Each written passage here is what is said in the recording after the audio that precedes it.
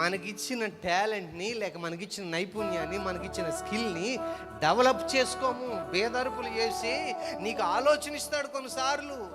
చూడండి, ఆ పని జరగట్లేదు అంటే ఆ పక్కోడు అంటాడు, ఇది నా వల్ల కావట్లేదన్నా, నా వల్ల కావట్లేదన్నా, నా వల్ల కావట్లేదు తమ్ముడు అంటే నీకు ఐడియా వచ్చింది. నీకు ఎందుకంటే నైపుణ్యం దేవుడిచ్చాడేమో ఆ పనిలో. అంటే ఆడికంటే గొప్పవాడు అని అట్లా మళ్ళీ అతిశయన పోవద్దు.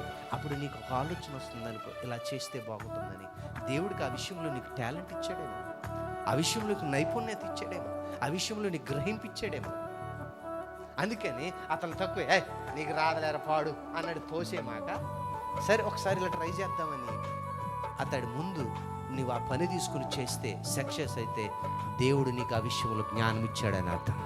మీకిచ్చిన నైపుణ్యము మిమ్మల్ని ఉన్నతంగా నిలబెట్టడానికి, ఆ విషయంలో నువ్వు దూసుకుపోవాలి. స్తోత్రం కలుగును.